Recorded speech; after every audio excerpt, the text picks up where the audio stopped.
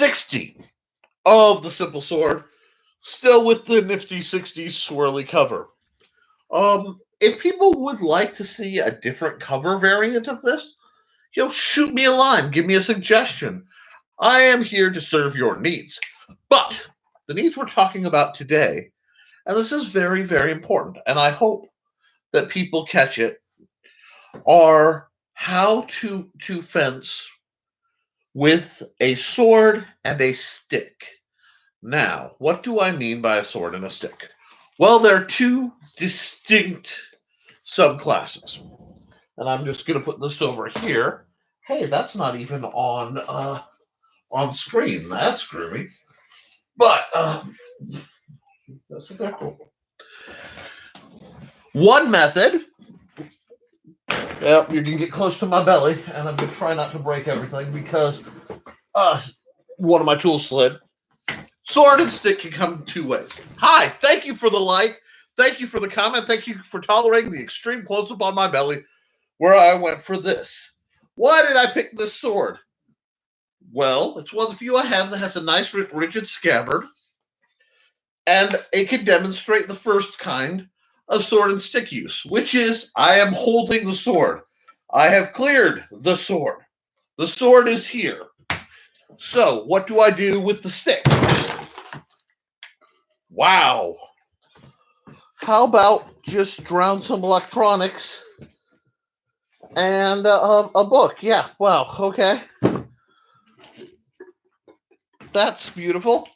Okay, so that's the joy of live TV. I just made a bit of a mess. And it's not going to get any worse sitting there, so I'm not going to interrupt anymore to describe it. We'll just let that go, and I don't think it's going to short anything out.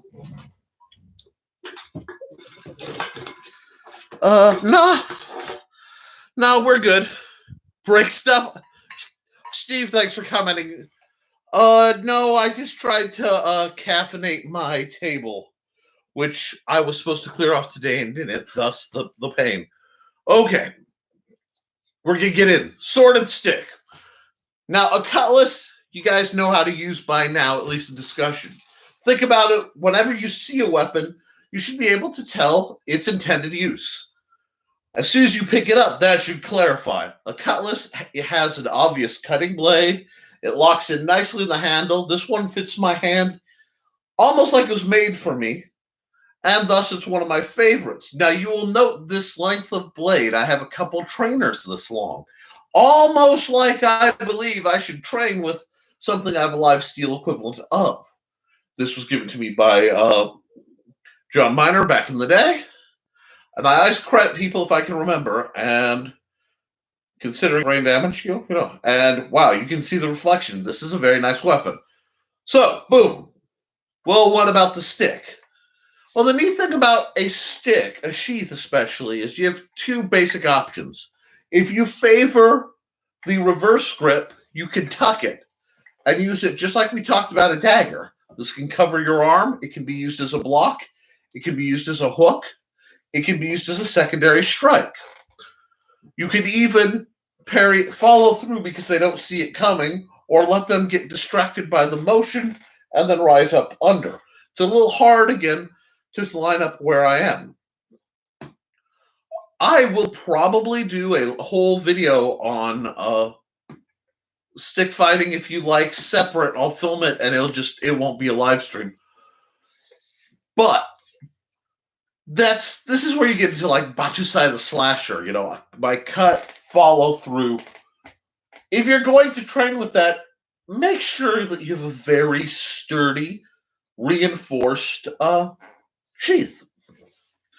Some Boken come with Seiya, and please forgive my pronunciation, that allow you to train with that. I do believe whenever possible, you should train from the draw. What does that mean? Okay, you think of just about every LARP group, every historical reenactor group, what you're going to see is this. All right, we're going to have about, okay, everybody come here. And the ref, the judge, the marshal, the whatever is going to be like, you and you, come on. We're having a fight. Okay, Everybody comfortable? Yeah, I'm ready. Let's go. Very rarely is it, hey, blink face, and then let's go. A lot of fights, if you're not paying attention, don't telegraph before they happen. Sword fights, especially, were that way. If somebody was going to shank you, they had every reason in the world to shank you first. So the first sword out often was the winner. I hate to tell you this, as much as I love deep diving technique, very often, in civilian matters especially, the guy who got his sword out and online first won. It was a quick draw contest. So, what does that have to do? Well, with the stick, this gives you like I said, a secondary block. This can do anything a stick can. But that's not my primary focus. It's why I'm covering it right now. We can get into this in all sorts of shady if you guys like, but that's not where I'm finding the most value in stick and sword combinations. Where I'm finding much more value, I'm so glad that book was wrapped up in plastic. Anyway, what is in a stick like this? Let me see if I can get back. This is my personal cane. This is my EDC cane. This is my I carry it everywhere cane. This is I have occasional physical limitations. Longtime viewers know this. And when they act up, when I think they're going to act up, I reach for this. This is very, very special. It's by Carbon Canes. And honestly, I found this at a Goodwill. I paid $7. This is a $60 cane. That's the universe providing for me. 1 second, we have a comment. Okay. That was from my good friend Ben Starkey, who needed some cheering up, so I sent him something to amuse him. I'm that guy. Anyway. Now, I like this cane because it is light. It weighs only like 6-8 ounces. It's hollow carbon fiber. It's nearly indestructible. Being that I've had it for a while, it's got some scuffs, especially here, you can see. And very, very little on what I would consider the sweet spot striking edge. But you will see me fight with this without fighting with it a lot. This is my go-to cane. And I want to talk about that because there's a misnomer, an idea that you have to be perfectly physically fit and physically functional to do martial arts in general, and definitely Western martial arts. Wow, my speech impediment got a hold of that, W. Well, what? Anyway, that's simply not the truth. I mean, obviously, it makes it easier. And in the end, it's a major factor, but it's not the only factor. And what do I mean between fit and functional? It is possible to be incredibly physically fit and still disabled or dysfunctional from that manhood. The obvious case is a veteran who has lost a limb. I've known several who they were injured. They lost a limb, sometimes multiple, so they use prostheses, but they haven't allowed that to stop them from being fit. They're very athletic, very energetic, but they're going to do things to depth. I also know there are some people like me who, right now, I'm not terribly fit. I am on a slow recovery arc from a set of conditions that I don't need to go into, but it's a challenge, and there were times where I was very, very close to becoming wheelchair bound. The cane is something that sometimes I need more than others, and this is not a negative thing. This is not a negative thing. This is something that empowers me to do what I couldn't do otherwise. And when I go to the store, it empowers me as a short dude to reach the soda pop from way up on the shelf that always hangs back. It's a tool, and tools are good. Now, mind you, like all tools, what I use it for will define, what it is. It is neither inherently good, because I could take this cane, it is nearly indestructible and pretty much featherweight, and bludgeon somebody probably to death with it. I have no doubt that it has the capacity to endure such a mission, and I have the capability to inflict such a mission were it necessary. But if you're carrying a cane and you sword fight, this is where it's a good time, one, to understand your body, and two, to train with it. What I mean is, if I'm having a good day, and I know I'm having a nice long practice on a good day, very often I will purposely bring out one of my fighting canes, and I have a pile of them. They're significantly less organized per the everything fell, because apparently stuff got moved while I was out of my office. But I train with them so that on a bad day, I know how I move limited, and I can still be moderately effective. I'm not going to say good. I am barreling towards 40. I am overweight with several disabilities right now. Some I can adjust. Some are going to be part of me my entire life.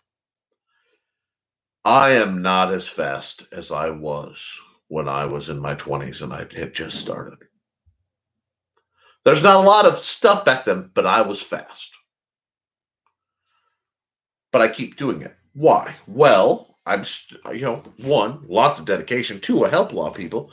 And three, I make sure the equipment matches my needs. Let's go over an example of that. And this is going to get into, sorry, I have to move this parry dagger out of the way. My office is not child safe. My son is intensely trained not to pick up anything. But let's look at this. This is my improvised small sword. You guys have all seen this, right?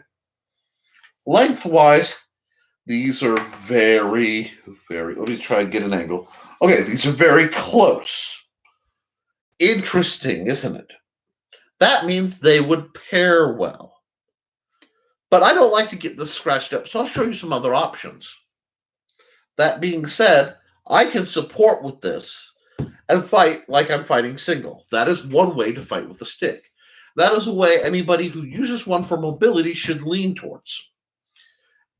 There is a temptation to bring this up and use it like a secondary sword, or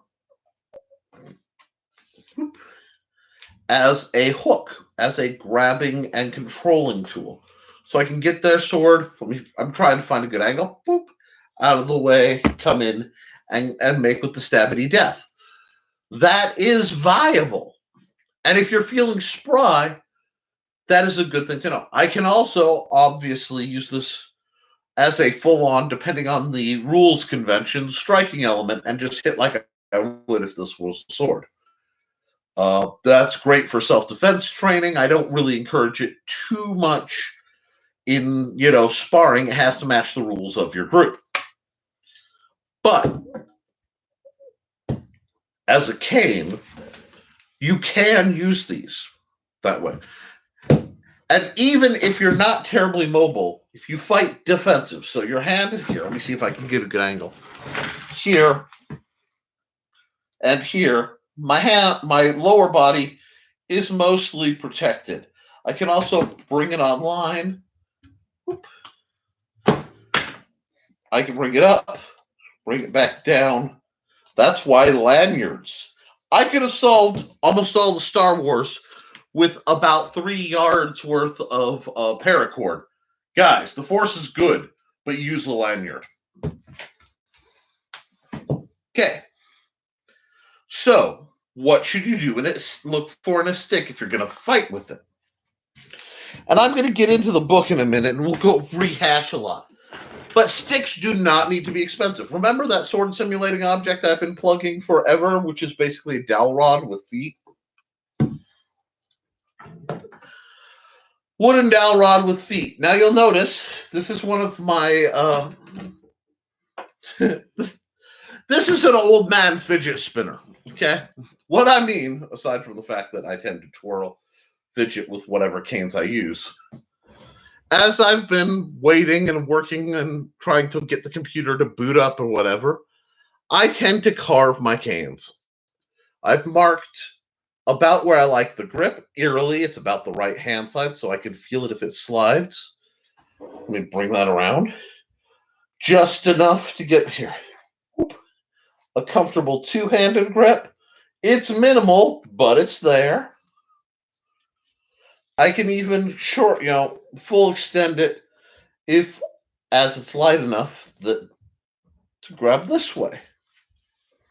And because it's got a foot on either end, if I flip it over accidentally, it's still totally viable. This also strikes like a staff. Now you're noticing this range of motion, and you'll notice I tend to favor this relative length. And I say relative because it fits me. It's a bit broader than my elbows, not much. It fits roughly,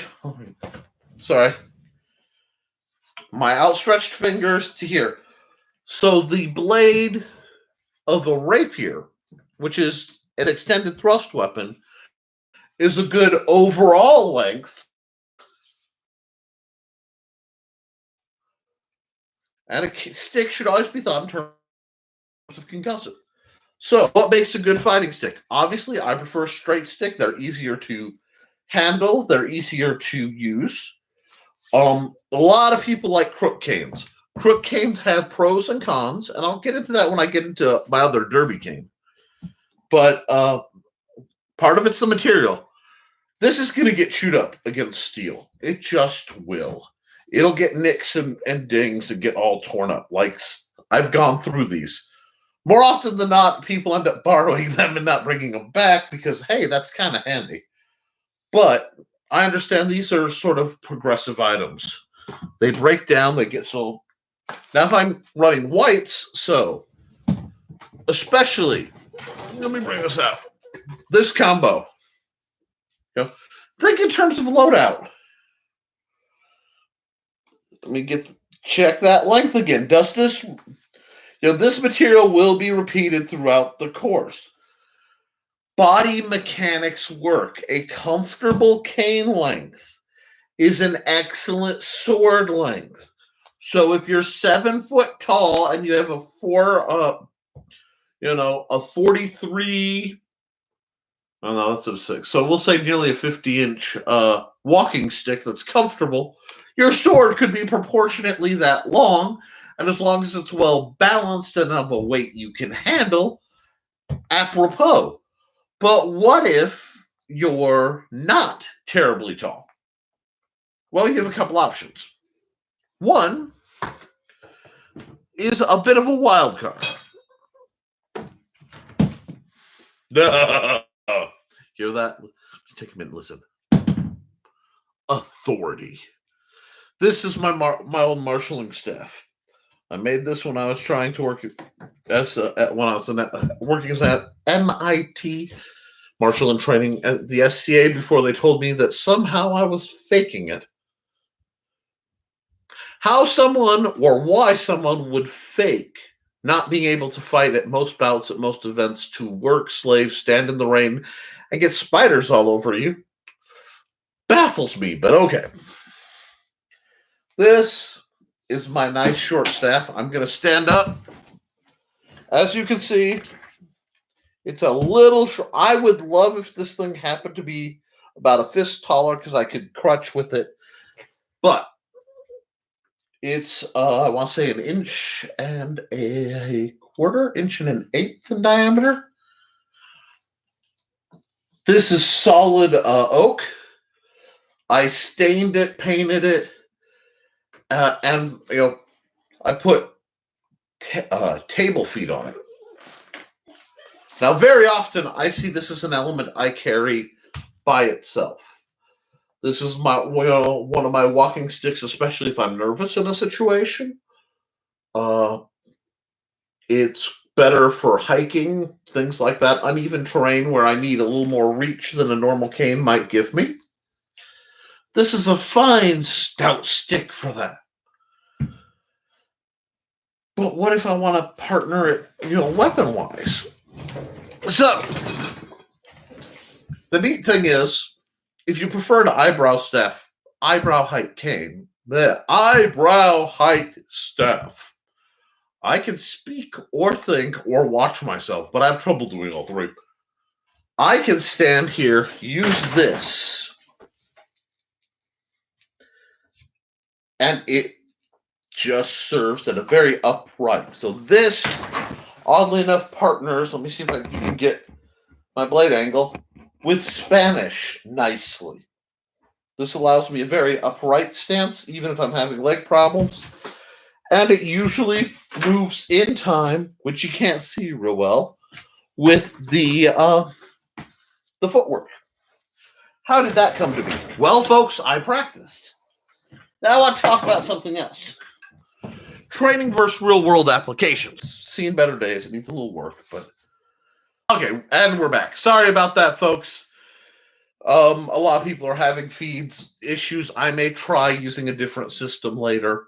It's in the works. I've had 2 or 3 different options thrown my way. This is a 3/4 inch square stock. And I stained it and I did some stuff to make it look wood burnt and pretty and all that. Again, you're going to see a very familiar motif. A centralized grip, a secondary higher grip, and this rounded cube gives me a tremendous amount of feedback. The other nice thing about a square stock cane is when I grab it, it settles up. We've got a message. Let's see if it's,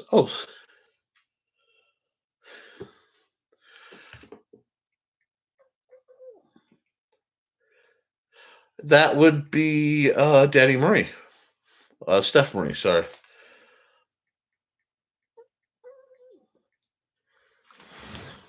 But what I liked about this is just the way my hand falls.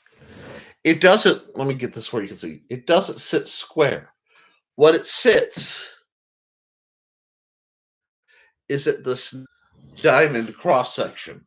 What does that mean? Well, folks, that means if I were to strike someone, I would not be hitting with the flat of the square, but the edge.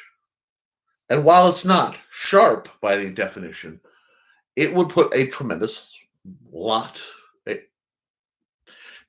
amount of pressure on a narrow space, so it would hit harder, hurt more. It would be more for me.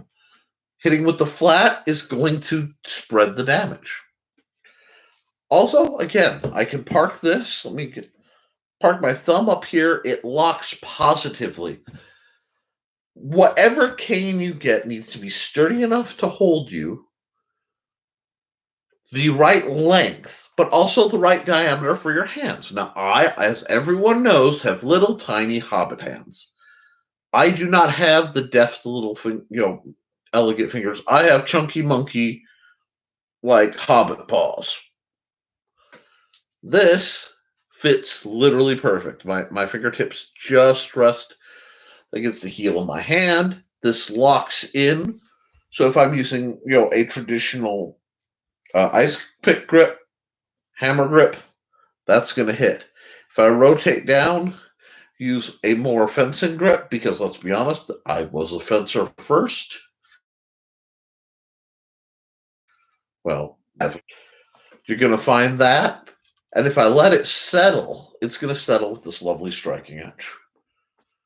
I love this, but this may not be the best for combat training. If I can find a good bar stock of HDP in this diameter and and shape, I would definitely consider it. But my problem, and it's like the problem I have with this, I ordered it, and my only bone of contention is, you see the gap? Once you see that, I gotta rotate it.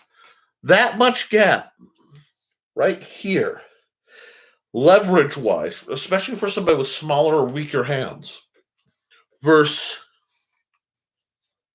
this. See how it's tight? My pinky's always going to be out there, but that's okay. Pinkies are for angles and doing shady stuff. The longest finger and your supporting fingers here should all lock in. Your keyhole should be tight. That's great. That's what gives you the feedback. It's not fun, it's not dramatic, but those are the little details that will just make you a better swordsman. So we have this, and we're locked in. Now, I will do a whole video discussing live, fighting techniques, outdoors. I'll set up the tripod and everything. Maybe this week. I need to get back to doing videos. I've been doing a lot of my job has taken a lot of time out from me. And if you're going, but Nick, you're on quarantine, why would you have a job? Well, I have contracts. I'm an artist. I'm a game designer. I'm a lot of things, so it keeps me going. Now, this is a great cane that was bought for me on the day my dumb self forgot a cane.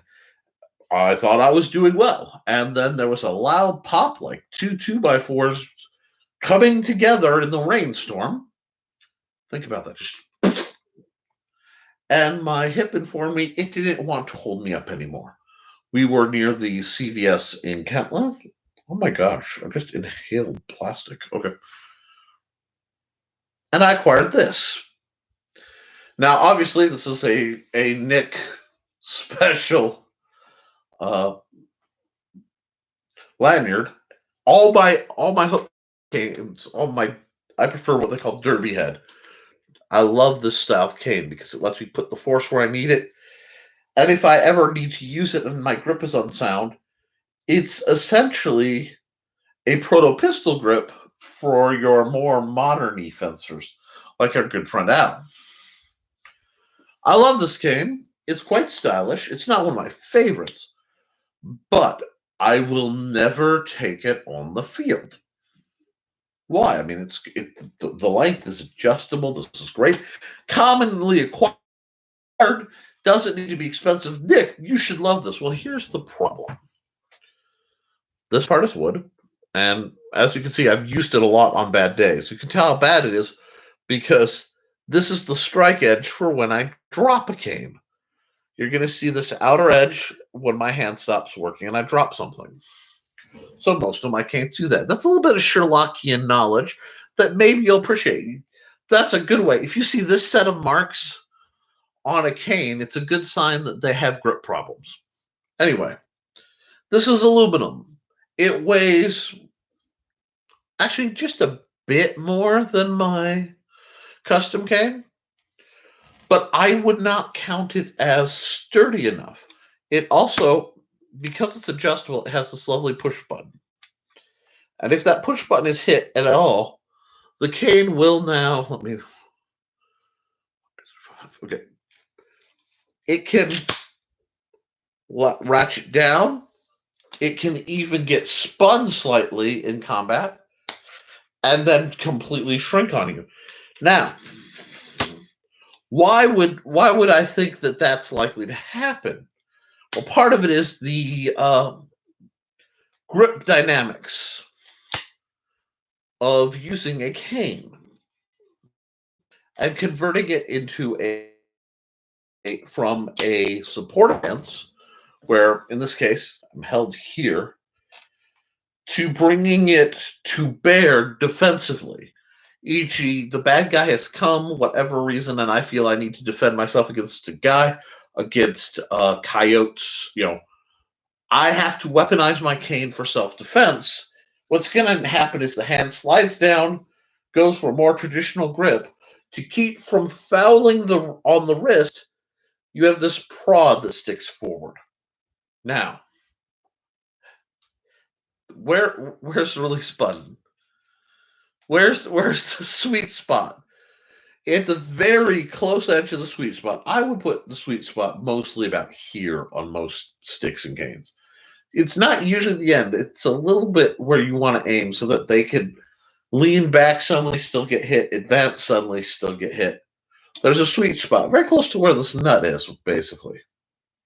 In perfect line vertically is the push button. So I can hit, push any bit of force just enough to lock that tumbler offline.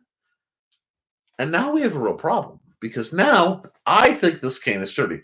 So what the scary thing to have to do is to need a cane to hold yourself up, but use it and then go to, you throw that shot to get somebody back. You bring it back around, boom,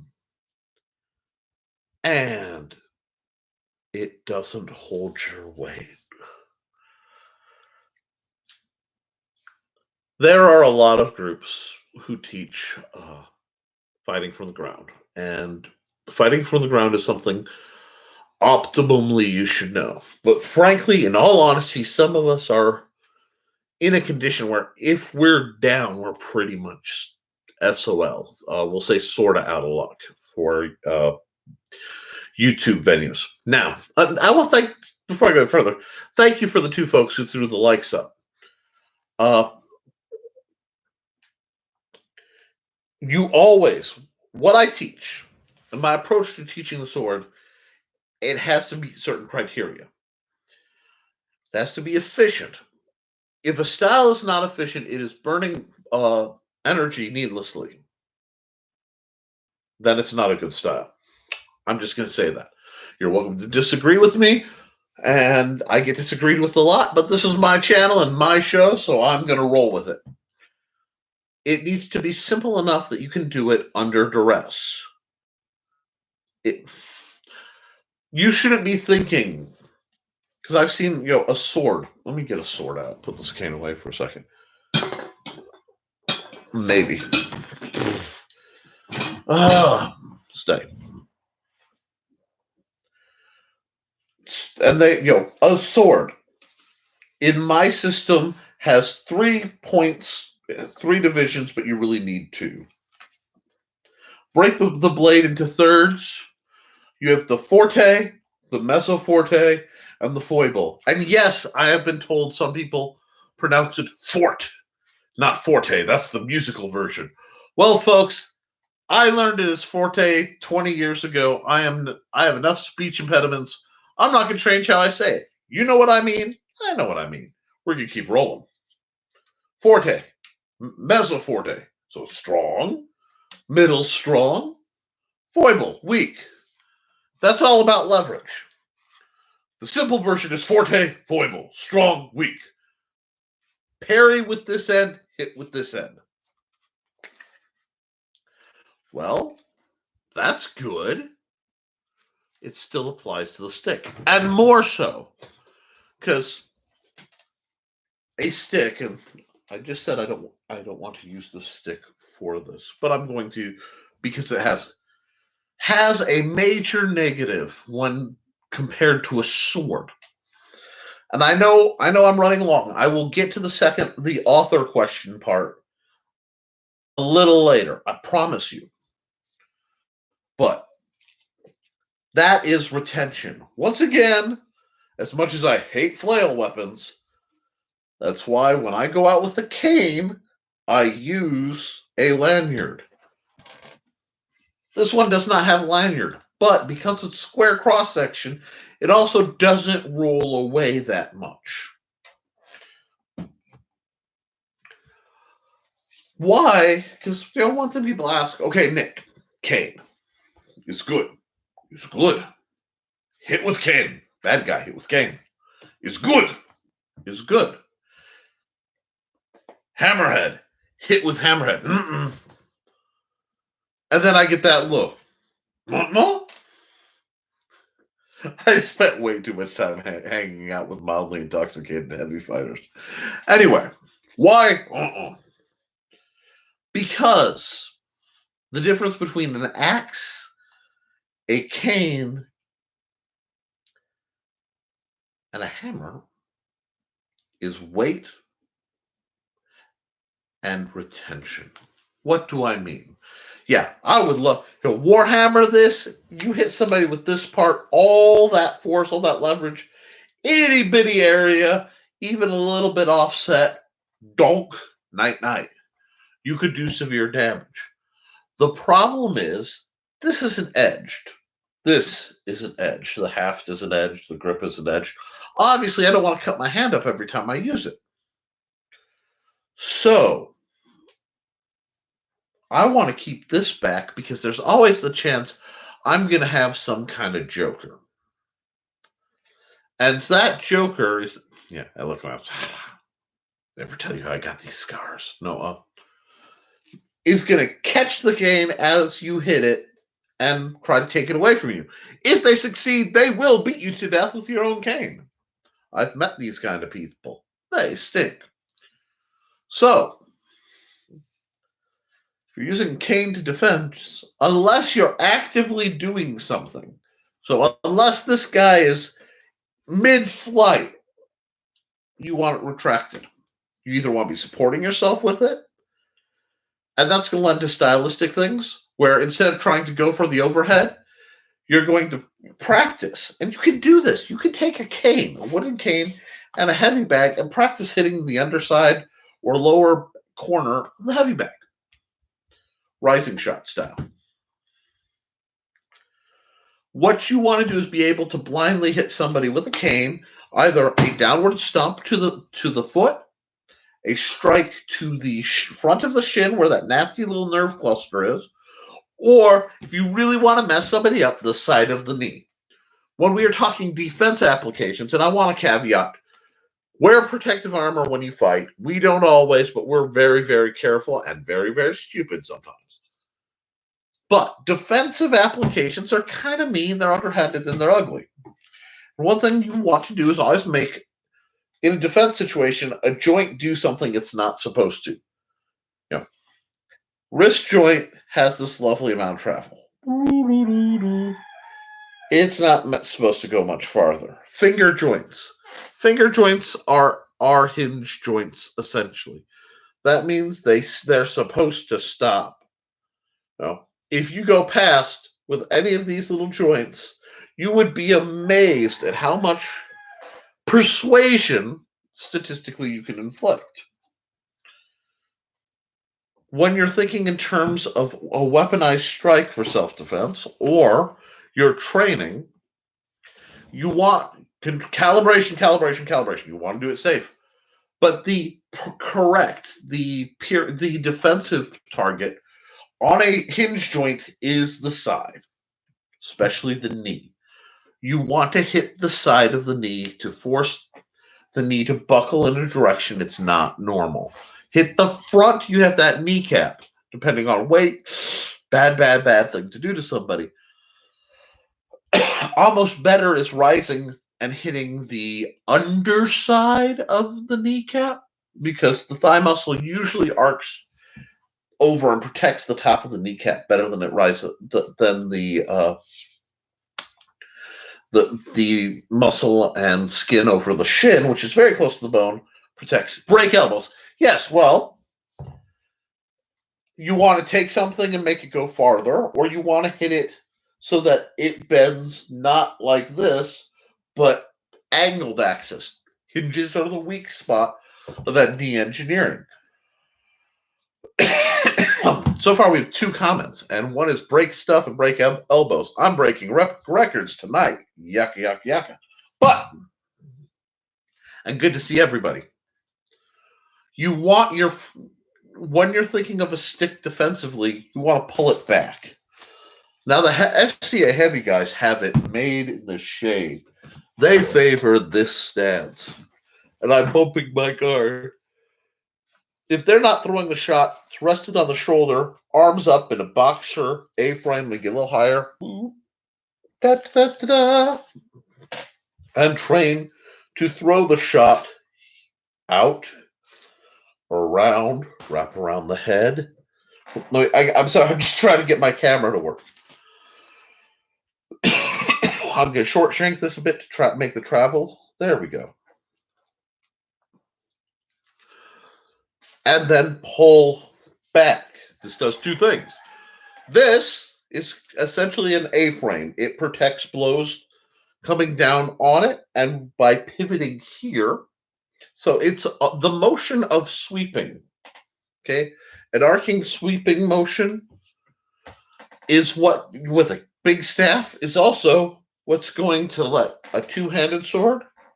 It's also what's going to let a one-handed sword protect your upper body from a blow. Bam, bam. The force hits and is drawn down to the crossguard. Hopefully, assuming you're strong enough to hold it.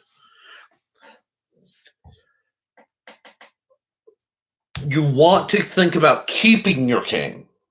You want to hit them with it if you need to, but you want to maintain control of your cane. So I'm going to do a whole nother video on that because I think it's one of the more important lessons I teach, both for self-defense and for confidence, because there's nothing like seeing somebody who thinks they can't walk well enough to fight a few months down the line pop up and devastate people because they know their ranges. And that's one thing I've found. People who have to walk with assisted mobility are intimately aware of what they're going to trip on usually. They're aware of what they can reach. Most of them use this thing like I do. You have a stick. The inclination is to use it. So if I need to reach over and I can't reach a switch, I'll reach over, pop the switch on or off. Especially with this little hook guy, I'm going to reach over at Walmart and oh, there's a box on the top shelf. Nope, yoink. Oh, something's on the floor. I'm going to reach down. That means they learn intimately the range of their cane. So if you carry one of these, making sure your sword, remember I talked about that? Nope, drop that. Is relatively close to the same length as your cane. The item you're moving every day is it's constantly building your range. I'm really glad that Steph is on because I have a surprise that you don't know about, Steve doesn't know about. Mandy, well, she knows about it, but she's not talking if she's watching. I ordered something and it just came in today. I was talking to Steph, a week ago, 2 weeks ago, about blade length and foils. And what I did, back in the SCA days, I was kind of renowned for improvising riggings.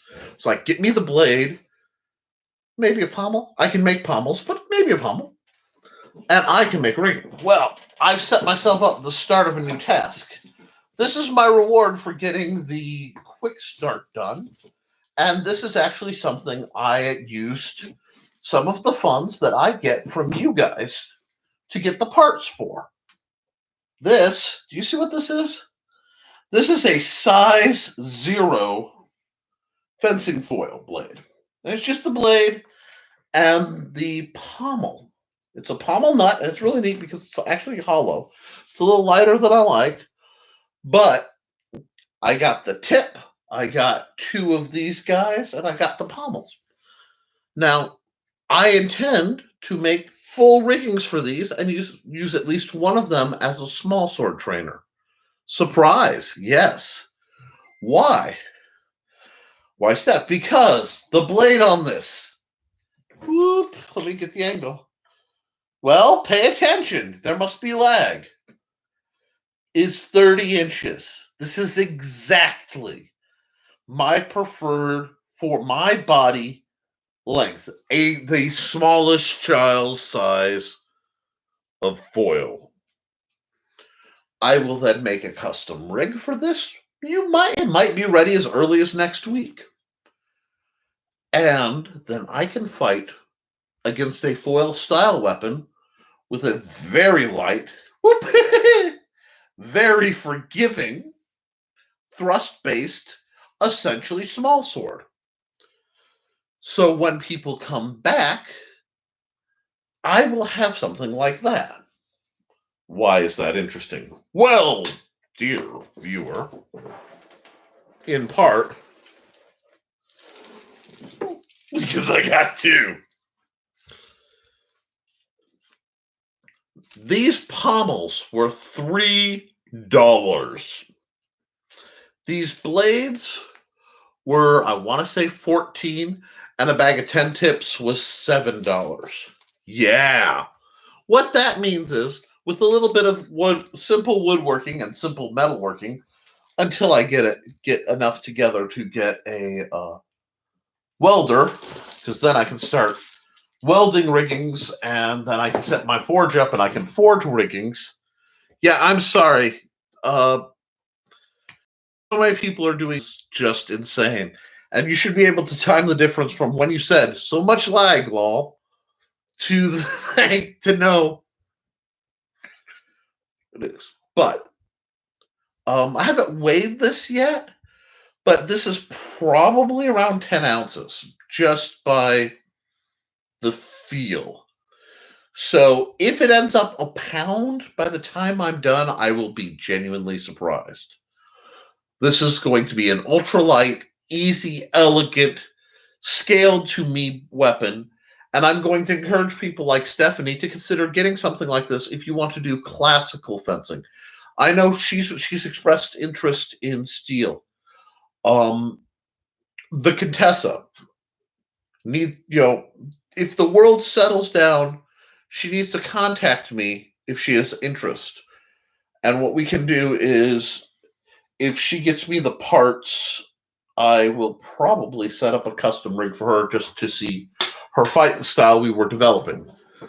Because I want to get off topic for a bit.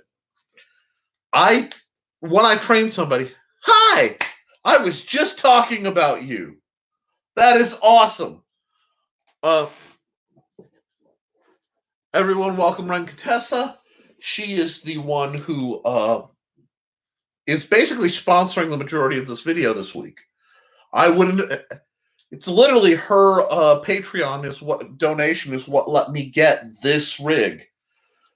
Well, it will offset the difference when it hits this month, so I can do things like this. And what I'm going to do, I know, you are awesome.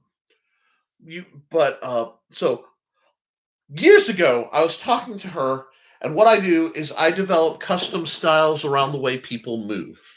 We use the simple sword as a Rosetta Stone, and then once we've got that, we figure out how to build up. And her background, at least a while ago, for some injury and stuff, was actually belly dance. Not a lot of hand strength, but a lot of very, very, very miles long reach. It's literally quite painful. And I wish you were closer so that you could handle this. You would adore this thing, as relatively crude as it is. It might, well, you've got long enough fingers that wouldn't even be bulky in the handle. But I'm going to start making custom fencing foils. And I don't know how many I'm going to do, but when everything settles, we'll get something set up for you so that you can actually start practicing to fight, and you can use that to work through some of your stuff. I'd love to see how it goes. My buddy Steve, I could give a crowbar to, and he would go light, but he can work. Those two know each other, so it's going to work. Make it a Patreon reward. Make it a Patreon reward. To do that, I have to be able to have all the stuff, because I'd have to be able to do it to everybody. But she is the first one to crack the $20 donation line. And that officially means right now I'm making more through my Patreon than I make with my employment, because it's getting back get back into the dance. You need to build up your dance, build up your flow, and from there, because I would love to see you do some shtick at a fair, around a campfire or something, where you've got a custom like this on your hip, especially somewhere where they get funny about sharps. No live steel, in the term, I am no man and this is no live steel. You could have a wonderful time with that. But we'd worked on kind of a shadow dancing style, and I think this could work really well for you. I don't know what length you want to go with, because a size 0 blade, which is this guy, and I'm going to hold it up again because I want to get mileage out of this, is 30 inches long. And it would be very, very, very light. I've got plans for the season if it goes on. Okay, not getting too political or anything, but I believe that by September, this will be the virus situation will be settled. Certain places it will be worse, certain places it will be better. Because Texas is Texas, I would not be surprised to see their stuff open early and stay open. And frankly, for the cunning seamstress, you could do things with a veil, both as part of costuming that would hide a mask, or give it a very, I'm going to say Harlequin, and I don't mean DC's Harley Quinn necessarily, Harley Quinn. I mean proper Harlequin, uh, magic and mythos and that whole operatic world that I think would feed really well into the persona. So that's something that's really, really important. And like I said, there are several people who I think could use lighter rigs like this, especially. Let's be honest. This situation we're all in. Exactly. When I say Harlequin referring to her, I mean proper Harlequin, not whatever my speech impediment gets a hold of. I have recently received some reports out of Europe that with the treatment I'm on, the brain damage may actually be reversible, and it's fairly new. That was my hopeful news for the week, and I really appreciate it because I would like. Gosh, thank you. I am actually an incredibly prideful person, and I spend a lot of time trying to make myself perhaps look more functional than I am at any given moment. A lot of it's just tactical awareness onto when you are weak, appear strong. When you are strong, appear weak. But so I'm once I get some more equipment and some stuff down the line, good things will happen. I don't know how I'll get it to you, but arrangements will be made. Yeah. Sorry. But yeah, I have a brace of these. One of these will be a small sword because I want one. The second one, I don't know because I'm torn. I could make a small sword. I could make a brace of them and it'd be sexy. Or I could try to make a fencing sword cane. Yeah. I haven't seen any of those on the market. And I've looked. Certainly not a synthetic. Ah. You know what? I've got people who comment, especially the people following. Let me know where you think I should go with the second one. Or if you think I should do like a brace of these and then order another blade as they work. Because I ordered them through Blue Gauntlet. I recommend TCA / Zen Warrior Armory, Triplet Competition Arms, but Blue Gauntlet was cheap enough that I could order 2 for the price of 1 I would have got there. So, good things are coming down the pipe. I have been a little delayed on my projects because I've been working on the assorted contracts and opportunities for star-crossed link. Oh, I will try to get that for you.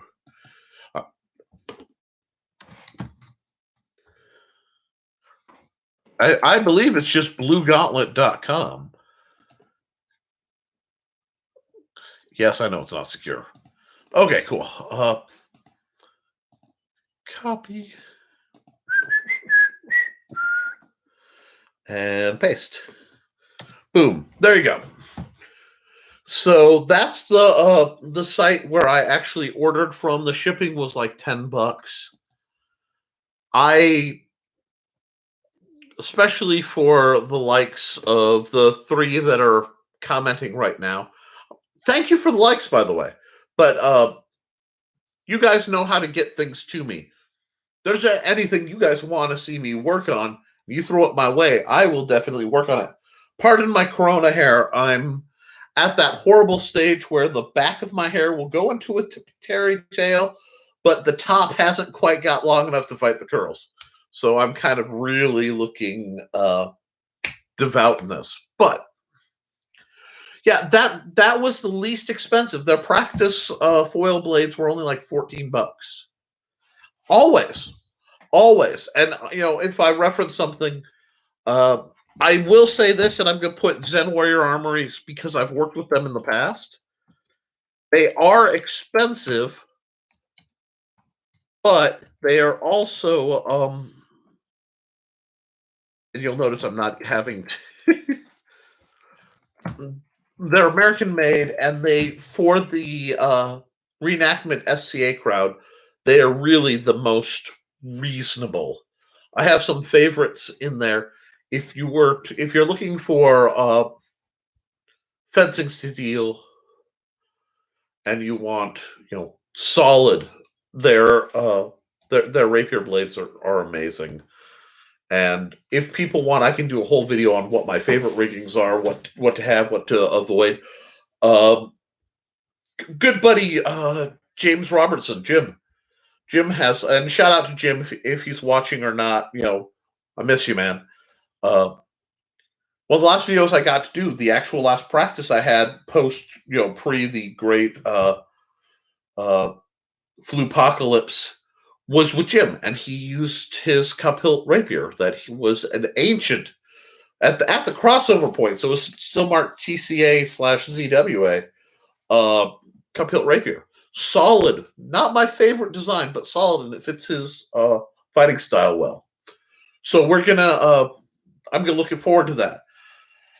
Now, I'm actually an hour in, and I was asked to do something. So I'm hoping the 4th person that I see that hasn't commented is the person who asked. I'm involved with certain writing groups. Just about every day at 10 a.m. my time, I'm online with Brian K. Morris for Rising Tide publication, and he lets me plug my stuff, so I'm plugging his stuff. It's a bit of courtesy, but all about building each other up. And we were talking about swords, and what we were talking about a little bit, and what I got messaged about was how do you use weaponry to define your character? And we live in a world where certain tropes are used as shortcuts. And boy, do I look orange today. Okay, I thought that was just my glasses, but no, I really look like the Lost Simpsons. Anyway, favorite riggings. They have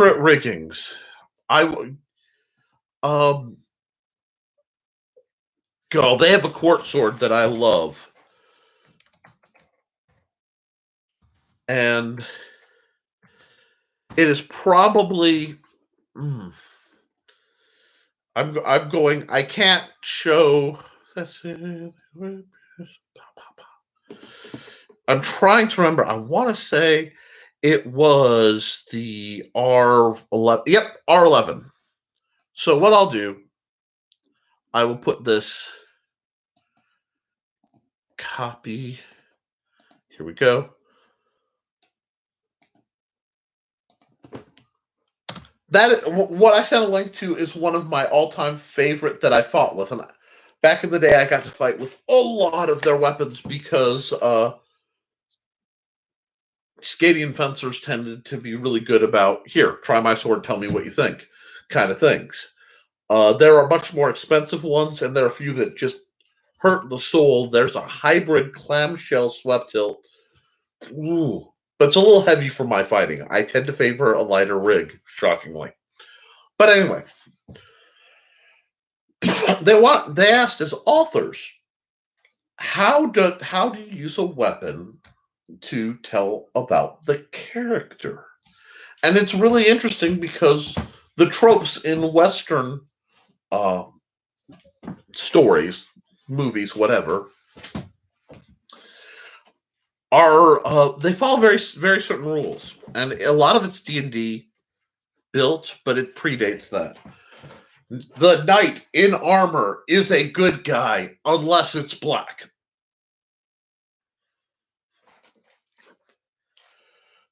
As a rule, a great sword is usually a noble. The smaller swords are usually effeminate, and my favorite one is good guys use straight swords, bad guys use curved swords, and that really goes all the way back to the Crusades versus where you have the Crusaders versus Saladin, and you have the Western European approach of plate armor, heavy armor, straight swords that impact harder against heavy armor or puncture harder against heavy armor, versus farther east where you get into the Middle East, and then farther where a lot of it was lighter armor. It was fabric. There were leather elements or no armor. And when you're dealing with an unarmored opponent, a curved sword in slicing motions does more damage. That little tinker has slipped really heavy into Western philosophy to the point where curved swords allude to deception, to exoticness.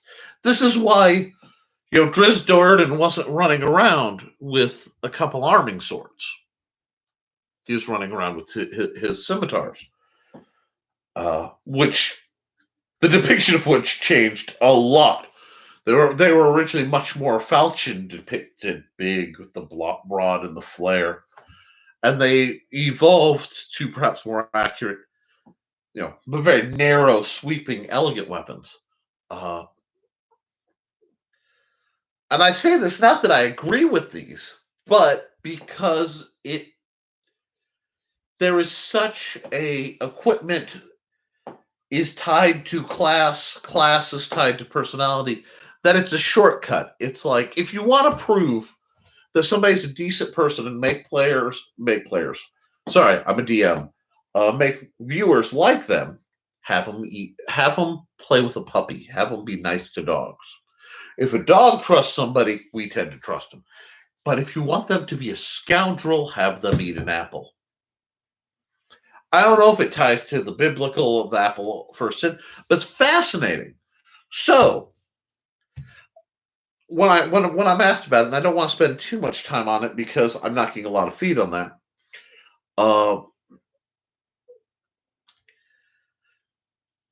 When you should just stop and think. If you don't know what a character should be carrying, think about the weapons and just go, what does the weapon approach to? Sword and dagger. What I consider sword and dagger being rapier or small sword and a narrow dagger or parry dagger imply a duelist. It implies a bit of a swashbuckler. I love the term swashbuckler when they're depicted wearing bucklers. But obviously axes are associated with more barbaric. Straight swords are more noble. Wealthy nobles tend to either use uh, elegant one-handed swords, uh, whereas the more battle ready are this the it is where you find the great swords, the two-handed swords, and that implies ruggedness. Axes are great because bad guys and rich characters usually have oversized axes if they're human. Dwarves different rule, but but poor people tend to use hand axes or more period Dane axes, which take the sliding tomahawk head, put it on a full length haft, or even a short staff haft, and you get basically a very period, very effective, low cost battle axe. But that is a that is a high point in a sword fight movie. Okay, that is the equivalent of going into a gangster movie with a high point. And I know right now, Steve is probably laughing, but I personally, of course, love hatchets and axes. Damn it, Nick.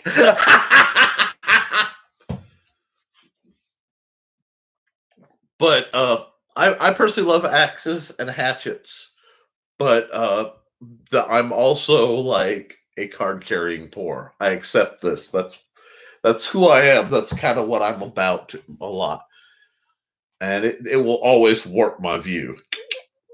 But so I hope that answers some of the question.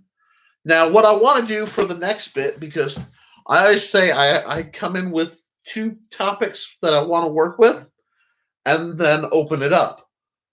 What do you want to see? What questions do you have? Excuse me. The chair is slightly malfunctioning, so every so often it tries to drop me suddenly, and I think I've had enough equipment difficulties today. So I'm going to check the. Yes, let's see. We've got some more comments. So we've got a dang it, Nick. Yes, access for the poor. It's interesting because toward the end of the book, and definitely when I get back to the strong sword, which is on delay for my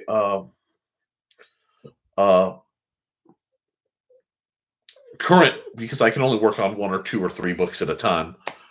And I'm literally working on 3 right now for my contract, because I'm working on the first part of the RPG, the second part, High Point.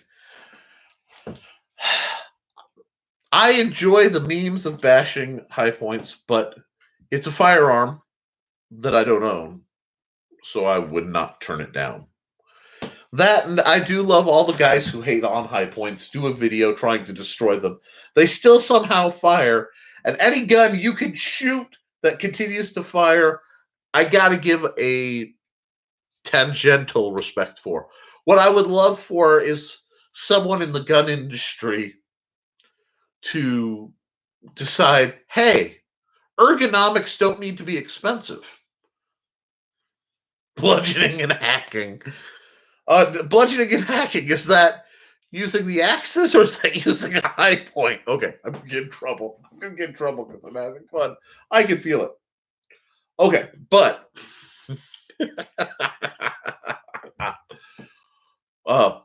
and if anybody wonders what practices are like behind the scenes, this right here, mildly inappropriate humor, yeah, that's what we do.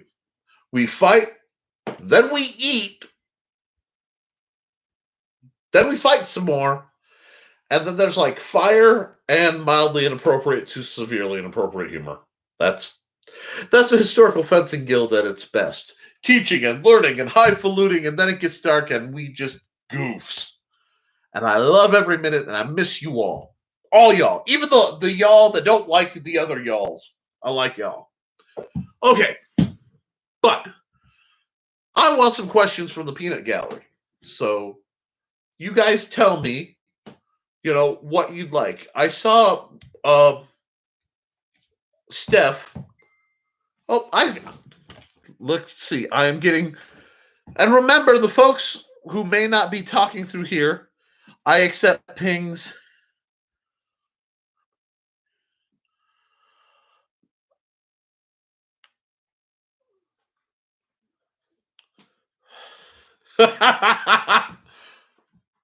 One,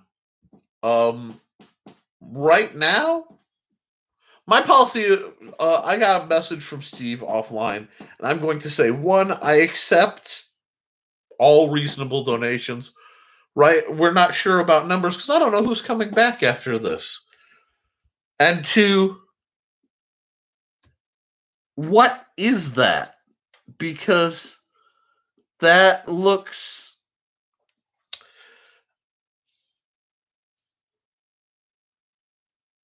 okay.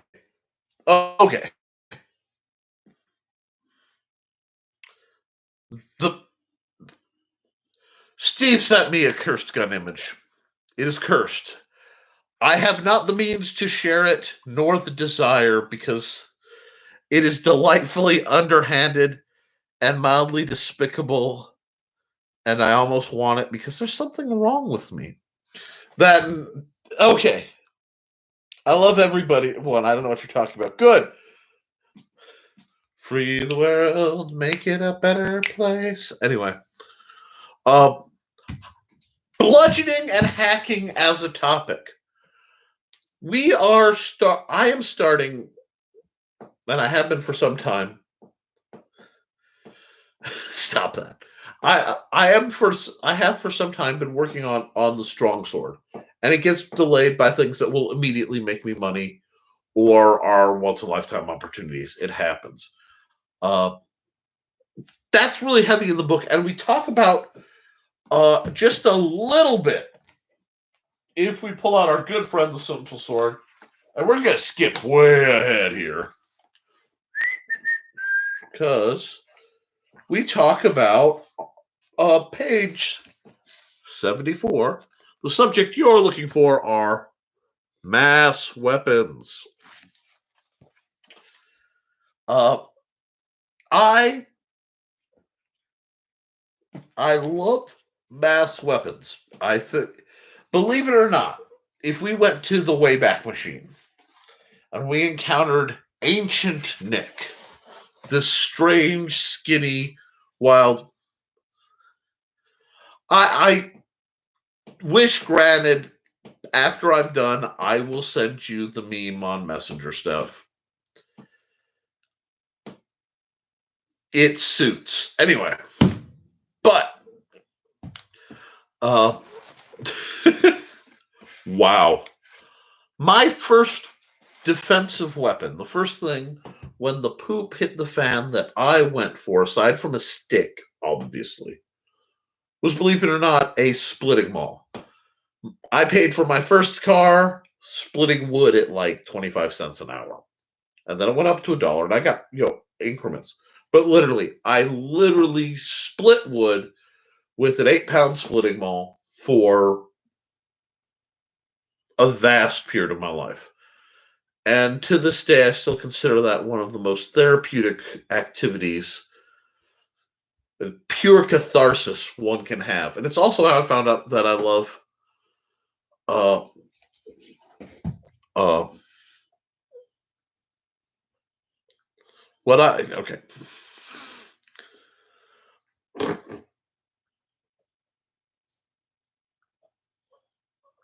Okay, there we go. Which, granted, an axe for splitting maul is a devastating tool. It has to be treated respectfully. If it's devastating as a tool, it's devastating as a weapon. The trick, and I have none of my trainers here because that's like 4 weeks ahead. I'm really just, oh, wait, do I? I can make it simple. Give me a second. Bonk. Now, I actually was supposed to have a cold steel axe-headed cane as a Christmas present. It never came. And the person who supposedly got it became cross with me about something. I believe it involved chicken nuggets. But point. This, for the purpose of our conversation, is an axe. When you see people in shows, you see this. I'm going to grab it down by the end. And yeah, it looks like a katana strike. That's idiocy. That's not how you use an axe. It's not how axes should be used. It's just stupid. It tells me that they're a city slicker. Mass weapon. Primary hand under where the weight is. This is your mace. This is your axe. This is your warhammer. Okay? Mass weapon. Root or anchor hand. A little past the bottom. Why? Well, one, if you're holding it like this, you still can let me get over here. Hook and control. You still have enough as a strike because when you throw the intended attack, which you should, it has to be timed to factor in response. Edge alignment is kind of key.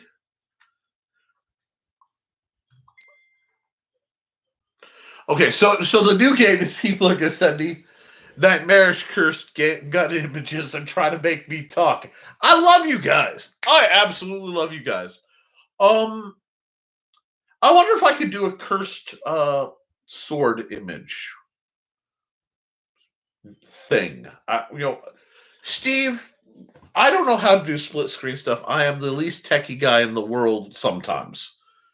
Let me know if that's something you think should be done, if we can do it without me getting sued. Because I would love to do, sword meme review. I'm not Russian enough for that, with apologies to Papa Kalash, but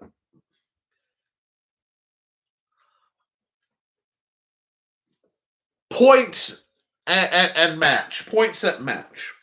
You are correct. I was supposed to call you, and there were incidents with escaping chickens that completely, and I've been on 18-hour game design benders, so time has lost all meaning. Space is a relative theory that I may or may not exist in. And I've almost been able to disassociate far enough I could go get my own glass of water without leaving the chair entirely. Anyway, Axe. Intro to Axe is real simple. And there are two more people on. I hope you're enjoying it. When you're using an axe or mass weapon, it's a lot like a pool cue strike in Timey Wobble. Yes. In pool. It's that bonk. Oh, hold on.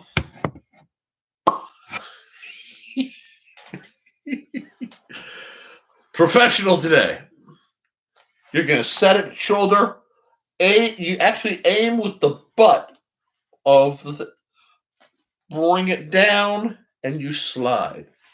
This stays rooted. This is loose. And hello.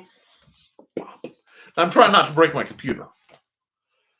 This motion is going to provide a tremendous amount of sliding leverage. I can show you split screen. You know what? We will do things, and we might even do a conversation video with people who are interested. And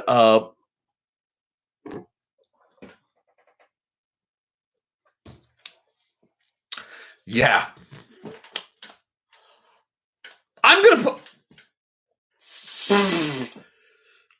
John. That borders on something I could share. Y'all are getting me today. I'm off the rails. This is I'm an hour 20 in and I'm completely off the rails. But that's beautiful. Okay. You can strike with the back, but if you are doing it, you want to keep this rooted. For all the retention stuff I talked about before. There's a short pommel strike that people forget, but your money shot is going to be the grab. Now, with an axe, another good thing to understand is the hook and pull, which you saw me do when I had to fix my monitor, because I'm actually using the webcam at the top of my touchscreen touchscreen computer that I normally art on, because YouTube won't talk to any of my mobile devices. Kind of hates me that way. Not sure why. But that lets you do things with shields. And this is why everyone should be handy with an axe. Steph, your specialty is still Mr. Happy, the Trench Hawk of Doom. You catch a shield, and this is, I, of course, took all my shields and finally got them put away about 15 minutes before showing, but you hook, it opens up the attack. Now, either you can follow through, and that's why halberds have spikes on the end, because a halberd, what do I have that could be a halberd? Oh, 1 second. I can make something that's not a halberd be a halberd. Okay, this is not a halberd, but a halberd is an pole axe with a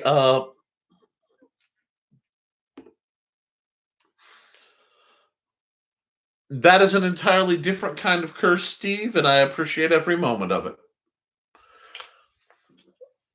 But it can catch the shield. But remember, halberds have that spike at the end? The axe, yeah, you can axe with it, but it's more to catch a shield, open the shield, puts that spike where then you just pull Q in, and, for a visual similarity, look up Timothy Dalton at the end of Hot Fuzz featuring Simon Pegg and Nick Frost. Halberds are awesome sauce. I love me some polearms. And that's the thing. Axes seem to work better when they are either scaled down to hatchet size or scaled up to like Dane axe size. Felling axes work really well for felling, and double-bladed axes, they can be fantastic in a fantasy setting, but I have mixed opinions on them. And I am getting distracted again, so I have to turn that off. Yeah, but yes, if you can't message me here or it's glitching, by all means message me through my messenger. That's why I have it set up. And John, that Warhammer.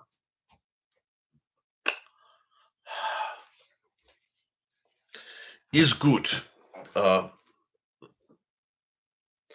Yeah. That will find a home. That picture is going places. But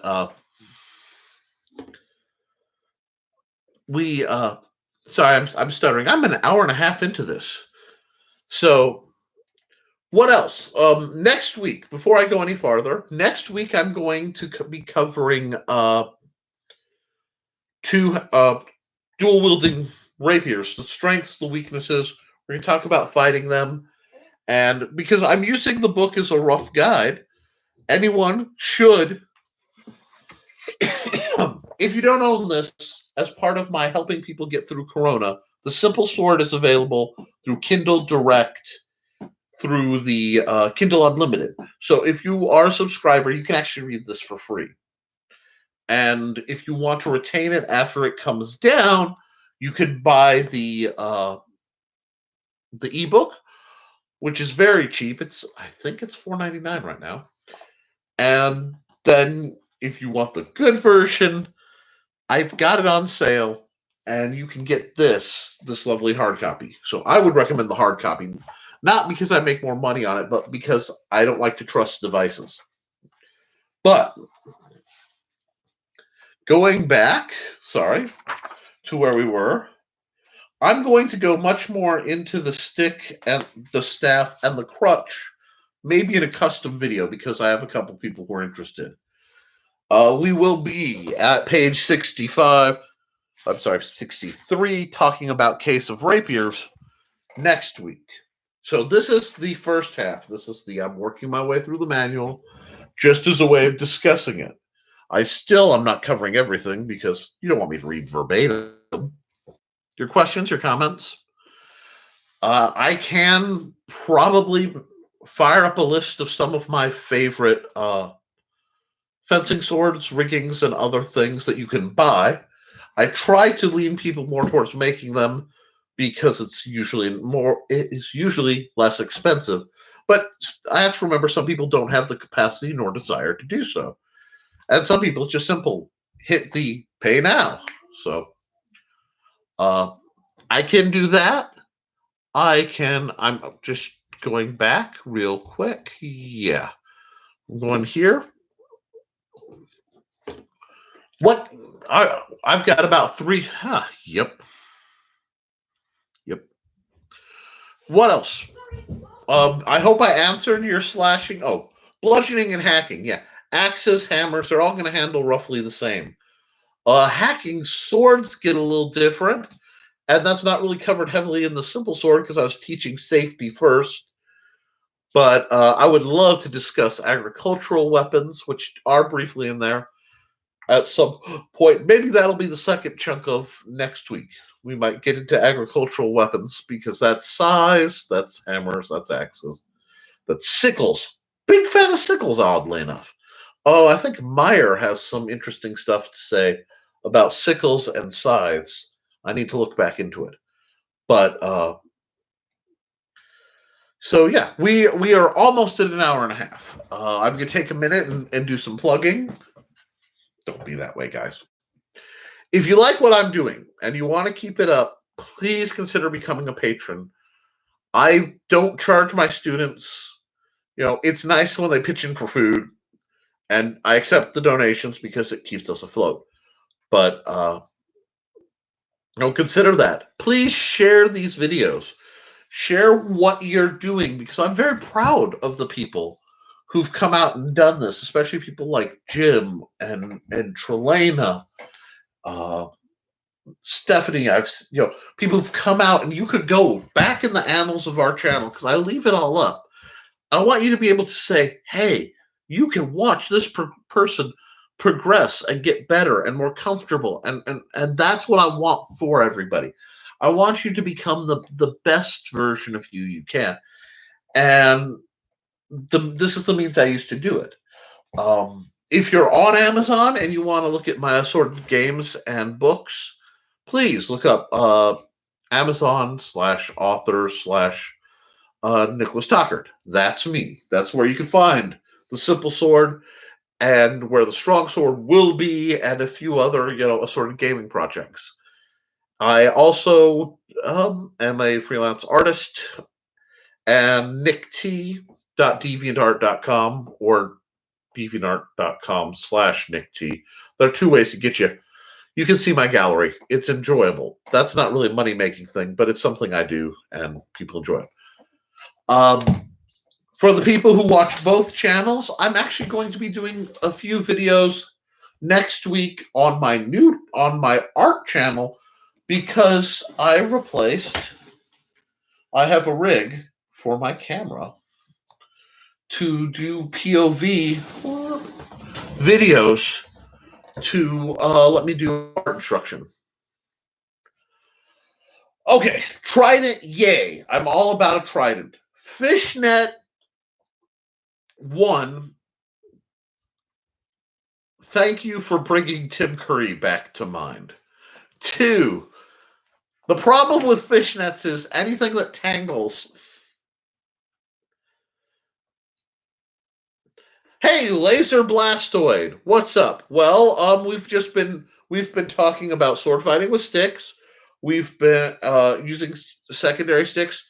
We talked a little bit about the tropes of swordsmen, some weapons, a bit of off-topic. Oh, cool! Yeah, Purple Heart Armory. Then you came in probably 1 second. Because of this guy. To people who don't know, this is the Italian tactical side. Yeah, your videos links up in there. Yes, it does. Well, I am the guy who commissioned and co-designed this. I am really proud of this as a weapon. Yeah, right. Thank you. What I do, and in a very tongue-in-cheek fashion, I'm an author. So, guys, I'm sorry, you can get the secondary plug. I wrote The Simple Sword because what I did is all through college, I studied the fencing manuals, and the Italian, and you squint at the pictures. Oh, the Polish saber. that's a great weapon. I've fought with one and I've enjoyed fighting against it. If you want basic techniques, you can find it here. And if you go through this channel, like, share, subscribe, please. Lots of free. Nice new rig. Nice new. Oh, yeah. That my old camera rig for my art channel was a tiki torch clamp holding a selfie stick with a reinforced gooseneck. So having an actual rig that I can boom over my shoulder and I won't be fighting it should mean some great art coming. And I think it's good. Laser Blastoid, what nice tarp, super buddy. You have no idea how improvised, redneckified what I do really is. So yes, the tarp is sexy. That's because there's some family photos behind me on the wall. I'm in my study, and YouTube was trying to ding me for copyright over my own pictures. I also have some of my own artwork back there, but I had to actually argue to be able to not get in trouble for showing IP that I actually own and create. Long to do. This channel strays a little close to Second Amendment stuff, so they get. That is so cool. I love adventurous people, but and I love that I can meet somebody, bam, over the net, right like this. Pretty much everyone else talking are people who have been in videos and stuff throughout the list, the active guild members. But yeah, what kind of sword fighting styles do you like? What can I do to help you that's even vaguely on that kind of topic? Because that's kind of what I'm here to do. What do you want to know how to do? What do you use? You said Polish saber. Polish is great. Concussive style. Uh, Brutal. I do love, obviously, I'm a rapier guy at heart, but I love standard saber. I tend towards slightly straighter, so think Spanish military. I'm a big fan of most Spanish military swords. Late 1800s from about 1500s on. The Bilbao will always be something that makes my heart glad. Cup hilt rapiers, etc. I'm a super noob. Great. Noobs getting at the basics are what we're about. I'm sorry, my phone is connected and through my improvised system. And what happened is the many canes I have propped around me as part of earlier in this video all fell and unplugged things. Entropy likes me. It likes to crush my soul whenever possible. Do you have a favorite style, Laser Blastoid? Because I don't think anybody minds sitting here chatting. Because I'd love to help you select stuff that works for you, and help you go through. So fire off comments and be sure. I am really big on staying connected. That you like this, you follow this, and there is a public of Historical Fencing Guild public group on YouTube. Not you, well, YouTube here, obviously, but on Facebook, you're more than welcome to join up to get more tips and talk to people. And I'm trying to find that link right now.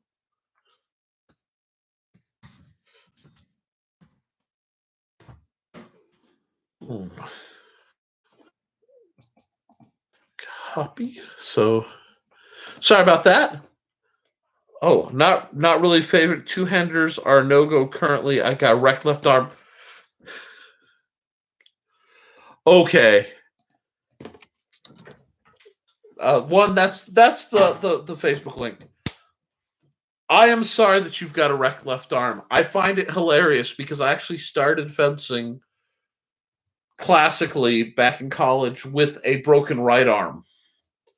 I started medieval fencing, Renaissance, in a medieval recreation group, and I literally came into my first practice with my right arm in a soft cast because I broke it in an off-road skateboarding accident, big wheels.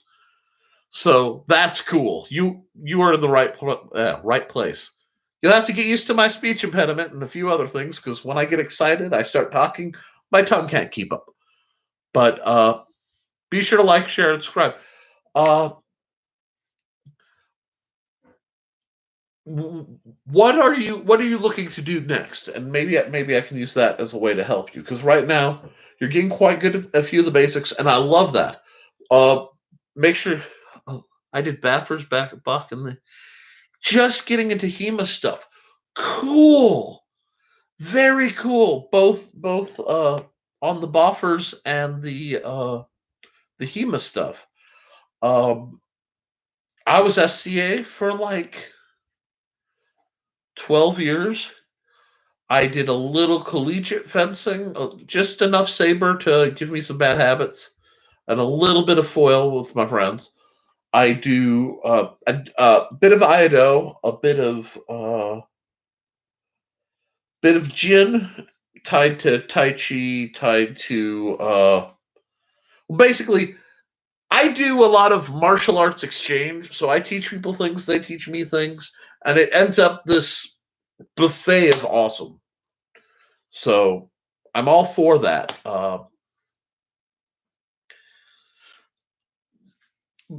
Seriously, you're so in the right place. It's not even funny. You're looking for single-handed styles. Hmm. Obviously, I'm going to again recommend the Simple Sword, which if you have Kindle Unlimited, you can actually download for free right now. I put it for free for that program as part of the my way of helping people during the coronavirus. So you can actually get a whole breakdown. If you go back through my videos on this channel, I have a lot of instruction and there's a lot of us sparring, and you'll get to see, frankly, what it looks like when people who aren't high end athletes fight. Hey, you know what, Steph? Thank you so much for coming out. You know me. If I get a newbie that comes knocking, I'm all over it. So thank you. If you get a hold of me if you need anything, keep sending me those delightfully cursed images. That was fun, and I will be on same bat time, same bat channel. Since you may not know Laser Blastoid, this show starts while we're in lockdown before practices start up again on Friday nights at 8 Eastern, 7 o'clock Central time. And I just live stream. I work out of my book, which I plug shamelessly, and then I answer questions and we discuss techniques, gear, uh, overlapping fields. So we'll talk about how gaming and actual sword fighting overlap, or writing and how to write, sword fights that make sense. There's a lot that goes on here. So, let me know, and love you too, Steph. Okay. Yeah. So I have been on for an hour 41 right now with limited. It's getting close to when I'm gonna have to go to actually help with my family. So if I'm gonna give it about 3 or 4 more minutes, if I don't have any more questions, anything coming in, I will. I'll be cutting out. But Laser Blastoid, obviously, if you have a question that you think I can answer, let me know, because I know working. You said you had a ruin. Oh, I actually have a question for you. You said wrecked left arm. Are you left-handed or right-handed? So I'm gonna give you till the ticker hits an hour 45, because I know there's lag, and we can see what I'm literally the Ollivander of swords. And with the right information, I can help anybody find the right weapon. And if it doesn't exist, literally, I will help make it. And if you want extreme low cost HEMA options, just to get started, I can help you there. We actually make some of our trainers out of HDPE cutting boards, and I have a couple videos talking about that. Let me see. I have a sample somewhere. Where did that dagger go? Now, as soon as I turn around and I'm not doing the video, it will turn up. Let's see. But look, I'm checking the messages. We don't have any. Where did that? And I left that out expressly. Excuse me. Dewey. Yeah, I know. I look real professional. Sorry, guys. When everything got scattered, I think the training dagger got whipped across the room. I am as disorganized as I am brilliant, and I am pretty dang brilliant. He said sarcastically, because with a face like this, you have to have a sense of humor. Okay, it's almost 1:45. I want to thank Run Contessa.